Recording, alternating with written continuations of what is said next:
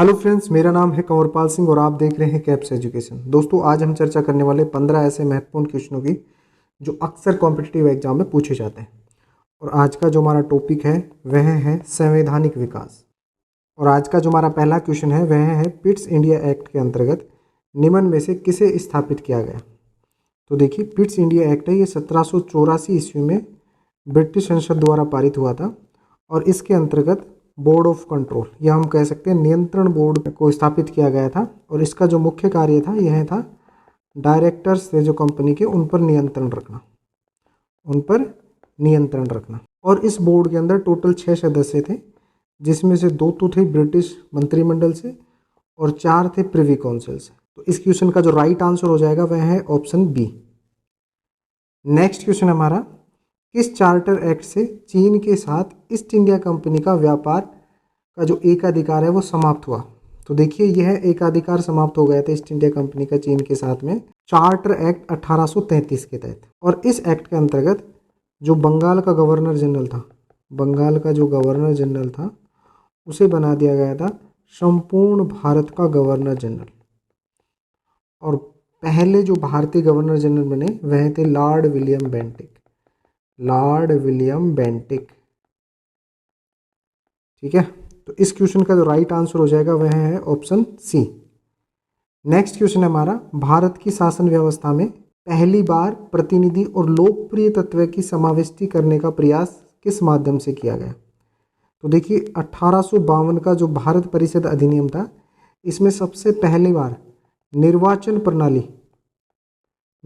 प्रणाली की शुरुआत की गई। तो देखो, एक चीज़ मैं आपको बता दूं कि यहाँ पर जो निर्वाचन शब्द का प्रयोग नहीं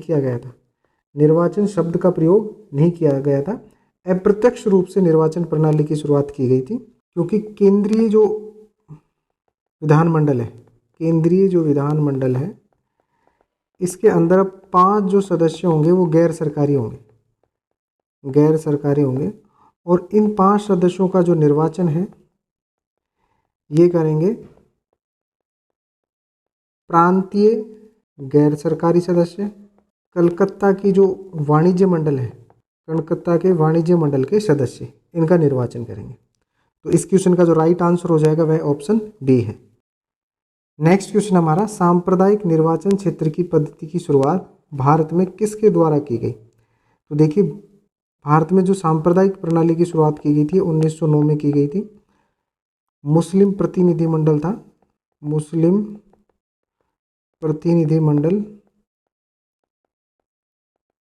सर आगा खां की मांग पर इसकी शुरुआत की गई थी 1909 में मिंटो मार्ले सुधार के तहत। तो इस क्वेश्चन का जो राइट आंसर हो जाएगा वह है ऑप्शन बी है। नेक्स्ट क्वेश्चन है हमारा, भारतीय परिषद अधिनियम 1909 का सर्वग्राही नाम है।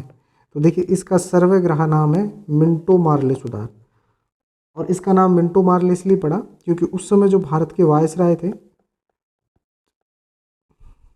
वायसराय थे वे मिंटो थे। और जो भारत सचिव थे मोर्ले। और इसी वजह से इस अधिनियम का नाम पड़ा मिंटो मार्ले सुधार। तो इस क्वेश्चन का राइट आंसर हो जाएगा ऑप्शन सी। नेक्स्ट क्वेश्चन हमारा, द्वैध शासन किस गवर्नमेंट ऑफ इंडिया एक्ट द्वारा लागू किया गया।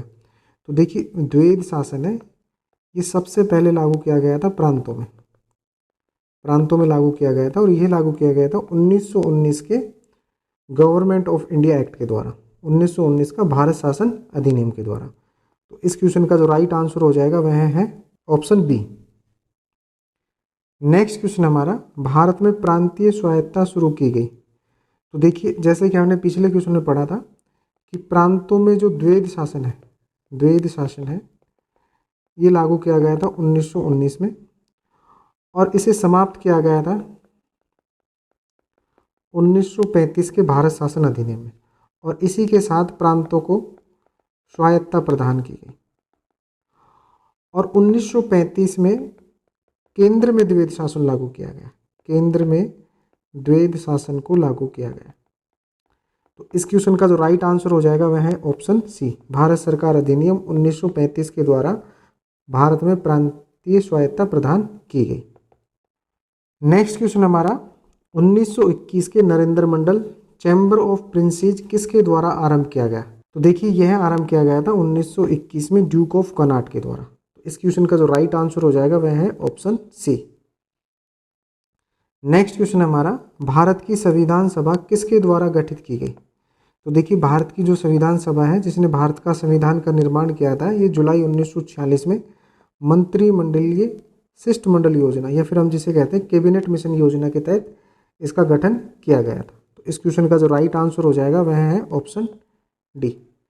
नेक्स्ट क्वेश्चन हमारा रोलेट एक्ट 1919 किसके काल में लागू किया गया था? तो देखिए रोलेट एक्ट है, ये सिडनी रोलेट जो ब्रिटिश न्यायाधीश थे भारत में, उनके सुझाव पर या उनकी कमेटी के सुझाव के आधार पर मार्च 1919 में से लागू किया गया था। और इसके अंदर प्रमुख प्रावधान था कि मजिस्ट्रेट किसी भी भारतीय को सिर्फ संदेह के आधार पर उसे गिरफ्तार कर सकता है और अनिश्चित काल के लिए उसे जेल में भेज सकता है। इसीलिए इस कानून का विरोध हुआ और इसे बिना अपील, बिना वकील और बिना दलील का कानून कहा गया। इसके अलावा इसे काला कानून की भी संज्ञा दी गई, काला कानून की भी संज्ञा दी।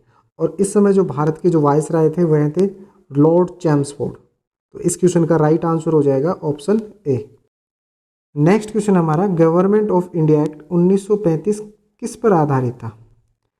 तो देखिए 1919 का जब भारत शासन अधिनियम आया था, तो उसके अंदर कहा गया था कि इसकी समीक्षा के लिए एक आयोग आएगा और वह आयोग आया फरवरी 1928 में, जिसका नाम था साइमन कमीशन। इसके अंदर 7 सदस्य थे और सभी अंग्रेज थे, इसीलिए इसका काफ़ी विरोध भी हुआ था।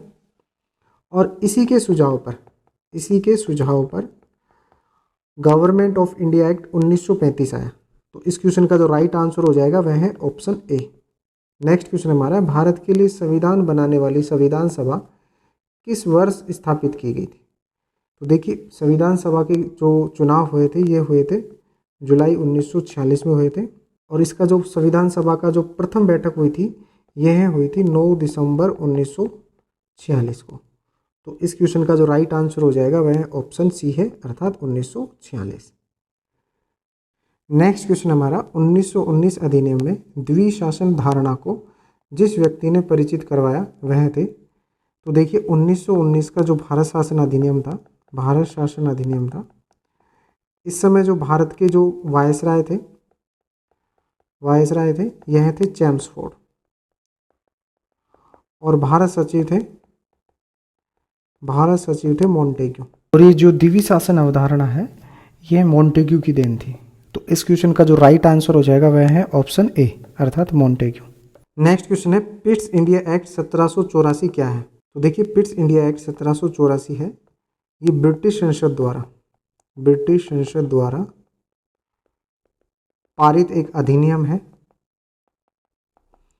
अधिनियम है जिसका मुख्य उद्देश्य था ईस्ट इंडिया कंपनी के कार्यों पर नियंत्रण करना। तो इस क्वेश्चन का जो राइट आंसर हो जाएगा वह ऑप्शन डी है, अर्थात अधिनियम। और अंतिम क्वेश्चन है हमारा परिसंघ बनाने का विचार सर्वप्रथम किसने प्रस्तावित किया था? तो देखिए परिसंघ बनाने का जो विचार था यानी भारत संघ, एक अखिल भारतीय संघ जिसके अंतर्गत 11 तो ब्रिटिश प्रांत होंगे, 11 ब्रिटिश प्रांत, 6 चीफ कमिश्नर और देशी रियासतें होंगी और इनको मिलाकर एक अखिल भारतीय संघ बनाना था जिसमें ब्रिटिश प्रांतों को सम्मिलित होना अनिवार्य था। और यह प्रावधान किया गया था भारत शासन अधिनियम 1935 में। तो इस क्वेश्चन का जो राइट आंसर हो जाएगा वह है ऑप्शन ए।